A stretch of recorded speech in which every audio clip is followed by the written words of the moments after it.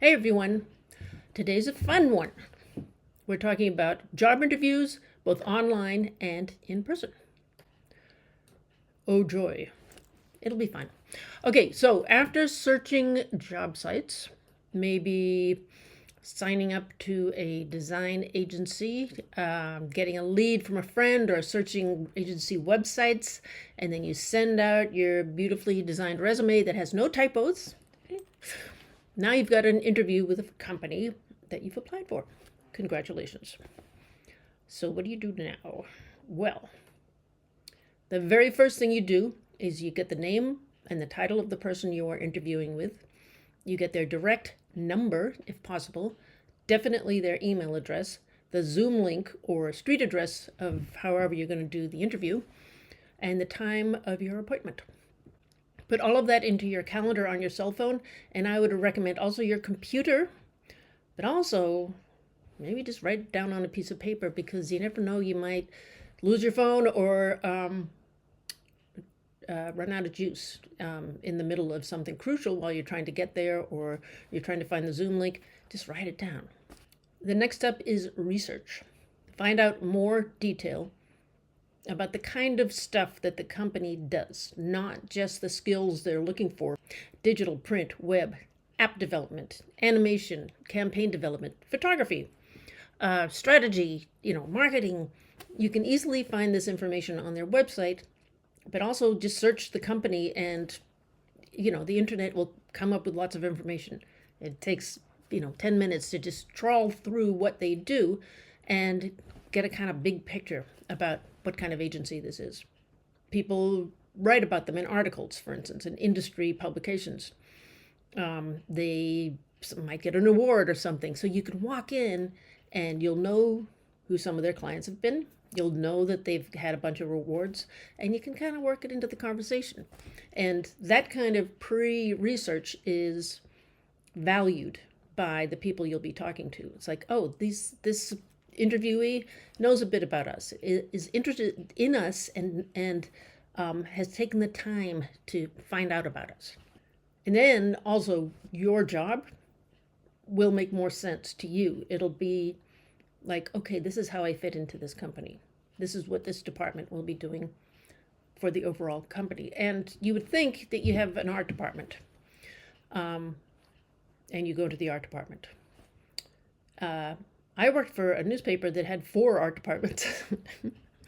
And my particular art department was the subscription promotion department. So all they were doing was promoting subscriptions. And then they had a bunch of other ones that were, corporate, marketing. They had all kinds of different stuff. So don't assume that you're going for the art department. There could be other ones. If you get this job through a personal connection, talk to that person before you go to the interview. And you can find out a bit about the company culture. What kind of guys are they? Are they, geeky, nerdy types? Are they like serious corporate types? You will get an idea of how workers interact in this company. You don't have to mention that in the interview, but you'll know, and you'll already know if this is the kind of place you want to work. Chances are they will give a job ad and they'll want everything in the world. You'll be able to do Adobe and animation and unicycling and, making coffee, all of this stuff. The chances are you won't know every single piece of software that they're looking for. When they ask you this, like we do a lot of work in HTML, and you only know a little bit, be prepared with an answer. You could say, yeah, I took web design. I know how to update text or images. I'm not a big coder. So you can be honest about how good you are, beyond what's on your resume. So I've recommended to you guys that if you don't know a tiny bit about something, that you say basic in front of it. So you say basic HTML, and they'll know that you're not afraid of coding, that you're clearly not interested in coding, but you can help them out in that aspect. That's a great thing to have. Somebody knows a little bit, can just say, update this quickly. And you can zoom in there and do it. And you're not sitting there coding the whole website. But also, if they've bothered to call you back, they want what you have. So don't get flustered If they're saying, do you know After Effects? They say, I know a little bit. That's fine because they already know you're really good at Photoshop and InDesign and Illustrator or whatever. But you also say, I know some basic After Effects. So you're not scared by the program, which means you can learn. Dress. How do you dress? You dress more formally, not like you're going to a funeral, not like an ordinary office worker. Smart casual is the way to go. So you imagine that you're going to meet your girlfriend or boyfriend's parents. So you want to make an impression. You don't want to be a total slob, but you're also not going in a suit and tie because we're creative people. Now, if you're really into suits and ties, absolutely do that. But don't make that kind of extra effort because it sends a particular message, and you want to make sure you're sending the message that you want to send. When you're in a Zoom meeting, it's easy to forget what you're wearing. So make an effort, have something sensible on top, and make sure you're dressed all over, because a lot of times people have pajama bottoms on or underwear or whatever, and you accidentally said, let me just reach that over there, and all of a sudden your behind is sticking out, which does not make a good impression. So just put on a pair of trousers or a skirt or something, even if you never stand up and they can never tell what's underneath. Just be prepared. So then you make sure in a Zoom meeting that you're in a quiet room and that it's tidy in the background. And if it's not tidy in the background, you're prepared with one of those instant backgrounds, shows the Grand Canyon or whatever. Light yourself well so people can see your expressions and that you don't look like, horror movie or something like that. Ask your family to stay away while you're having this interview, because people walking in and out, that's not good at all. To say, okay, quiet for 1 hour while I'm taking care of this interview. As for makeup, if you're going to wear it, make it, I recommend tasteful, low-key, possibly not Instagram face with, gigantic spider web eyelashes and tons of lipstick. Just something that just shows who you are. You're not sure who you're going to be talking to, so present yourself in a way that help you connect with all kinds of different people. So make sure you're not hungover, that you have a decent amount of sleep the night before, that you look bright and energetic. Make sure you've eaten breakfast, that you have no reason to feel uncomfortable physically, apart from the fact that you're going to an interview. So go to the bathroom before you get there. There is a statistic out there that says interviewers make up their minds about a candidate in the first 15 seconds. It doesn't mean they want to hire you in 15 seconds. It means they can write you off in 15 seconds. Basically, it's like the first 15 seconds, am I going to bother talking to this person? So I've been in interviews where it was clear that they just weren't interested in me, but they still went through the whole interview and it was torture. So make those first 15 minutes count. Look them in the eye, big nice smile. Don't hide away. It's, how you doing? Crunch over in a weird way or something. Try not to scratch your nose.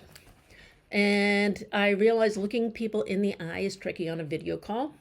So the best bet is to look straight into the camera. And it looks like that you're looking everybody directly in the eye. And the reason I'm saying everybody is because frequently on these interviews, you're being interviewed by more than one person. I went in for a freelance job one time. 5 people were interviewing me. And it was like for 2 weeks or something. Absolutely crazy. But people want a good person. So, look in the camera.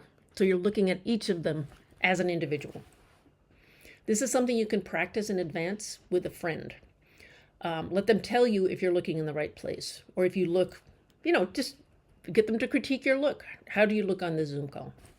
Whether you are in person or on a Zoom call, be prepared with some pleasantries. If they ask, how are you? Figure out what you're going to say. Fine, thank you. I'm very happy about the World Series, or, a big Yankees fan, or whatever. Be prepared to say something. But don't tell them everything, the story of your life. This is people being pleasant to each other before the real stuff starts. What you're doing in those first couple of seconds is making a connection with somebody who you may be spending many hours of your life with. The fact is, they want to like you. They don't want to spend weeks finding a good candidate. Make yourself that good candidate by making an immediate connection. With in-person interviews, they often ask if you want a tea or coffee. Politely say yes or no. Keep in mind the interview could go on for quite a long time. With video interviews, obviously that won't happen, so just have a glass of water or a cup of tea or something there if you need it. Because you're going to be talking a lot and it can make you thirsty. If you're in person, bring several copies of your resume.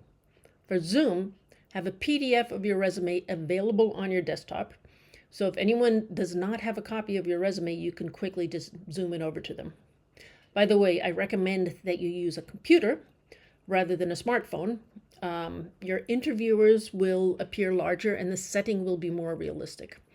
And you avoid that thing that happens when you're holding your phone and you're staring at it, and then your hand kind of relaxes because you can't really see your face because there's so many people on the Zoom call, and all of a sudden they're looking up your nose. And any little twitch of your hand kind of distorts your face. But if you're sitting in front of a Zoom camera on your computer, it's steady and consistent, and it doesn't look weird. So remember the job that you're applying for. If they're looking for someone with video editing, some HTML, and print production, which is not unusual these days, know that already so you're not taken by surprise. It's like, oh God, you mean print production? That too? No, I already know that in my head. And you have an answer. Can you do print production? Yes. What experience do you have? Have an answer ready. Never say you're bad at something. Just say, for instance, basic video editing, not bad video editing. I'm not bad at Photoshop. I have basic skills. That's all. Do not say bad. Bad is a bad word. Of course, you don't want to oversell yourself. You don't want to be in a situation that you can't handle. But most of the times, if you have a grasp of the software, unless it's something really complicated and advanced, you can usually figure it out on the fly. As junior designers, you don't know everything. You can't know everything. And honestly, nobody knows everything because everything changes all the time. There are literally hundreds of programs out there. Every program is highly complex. And the reality is we're always learning on the job. There are always times in the office when software is updated and you all need to learn the new changes. This is normal studio practice. Don't think you have to know everything, but you do need to know some things really well. And that's the reason that they want to hire you, possibly. So know that when you put it on your resume.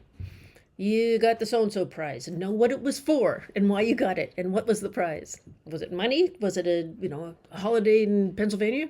I don't know. You were a member of a club. What did the club do? Be able to explain if they ask, and that goes for everything on your resume. There was a speaker from Gray Advertising, came to City Tech for a Meet the Pros presentation. And he said that the interviewers like to see there's evidence of interest in the design community outside of your job and outside of your classroom. So, once again, it is a very good idea to put on your resume that you belong to a design organization of some kind. And I suggest you join one before you graduate and get the student rates. So when you mention that you are a member of the One Club, or the Type Directors Club, Society of Publication Designers, the Society of Illustrators, AIGA, SIGGRAPH, or that you go to design meetups, or you are involved in alumni organizations, or that you're a member of a club here at City Tech, or you take drawing classes at the Art Students League, or you're a member of the Design Museum up at Columbus Circle, or you go to typography lectures at Cooper Union, or that you do software tutorials online. Mention what design-related YouTube or Vimeo channels that you follow. Any of these would show your commitment to the career and your craft. I'm not saying you have to do all those things, but you should do at least one. Ideally, more than one. 2 or 3. Join AIGA and watch some, tutorials online. Just do some of that stuff because you need to keep up with it. And you also need to meet more designers. There's nothing wrong with revisiting your resume this week, putting in some more stuff. You can add an organization this week and add it to your resume. And this might be a good time to do some research on design organizations and see which one will suit you the best. Remember, these are listed on Brightspace in course materials. Now, if you've worked with a fellow student on a project, when your interviewer looks at that project, mention your team members and describe how you came up with your concepts and describe what aspect of it that you designed. Talk about the shared project in detail and who did what. A huge thing in design studios is the ability to work with others, and it is a vital skill that is highly valued. And if you mention your team members, it shows that you give credit where credit is due, which is also very important. If you hand-lettered something, or you designed a font, or you were the photographer for a project, or you did an illustration, this is the time to mention it. Show off a bit. Tell them what you have done. Don't hide from your accomplishments. Show off your skills. Now, I hate to be sexist about this, but women have a hard time blowing their own trumpet. Just grit your teeth and say what you did. It's the truth, right? Some of you don't have a problem blowing your own trumpet, but those of you that do have a problem with it, practice. Practice with a friend. Say, I did this and I did this and I did this. That's all it takes. And you say it with a smile. You're not apologizing. You're not showing off. You're saying, yeah, I'm a really good person for this job. In your portfolio, which we will be getting to, the actual website and PDF, we'll be getting there around week 10, which is about 3-4 weeks from now. In your portfolio, I always recommend that you avoid long explanations on the page. But be prepared to give a longer explanation about a project if asked in an interview. Not the story of your life, but a longer explanation if they ask for it. Now, some of you can get a bit wordy in your explanations, and it's good that you can be wordy, but you really want to kind of cut to the chase. The concept was this. We discussed it. We had 3 options. It was this. And we said, okay, what channels? And so we did that. So-and-so did this, that, and the other. It's not. And then we were thinking about long walks in the country, and then we were, thinking about the moon and blah, blah, blah, blah, blah. And my professor always said blah, blah, blah, and blah, blah, blah. You want to avoid the blah, blah, blah. You want to tell them the most pertinent facts about this project and how it related to you. When you work as a designer, you find yourself working with different people during different aspects of a project. You will need to talk to web developers, print production people, branding people, clients, client reps, other designers, UI, UX people, writers, editors, not to mention your boss and their boss. So showing evidence that you're able to work with others is so important. And this is the kind of thing that comes out in an interview.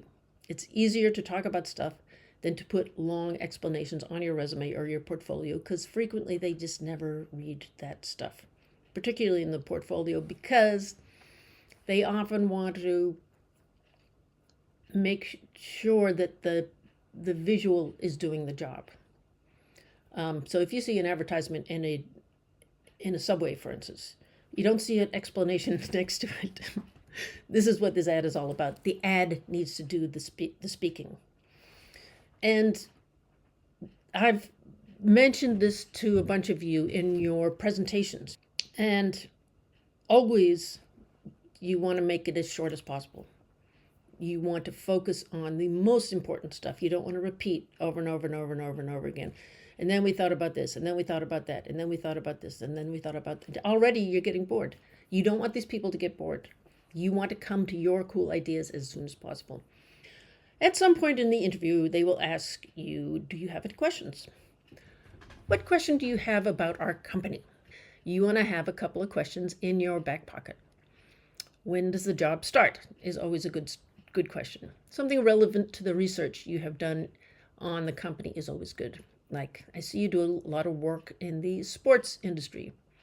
Is that the main focus of your agency, or are you expanding into other areas? Things that relate to what they do already. You're showing off that you've done the research.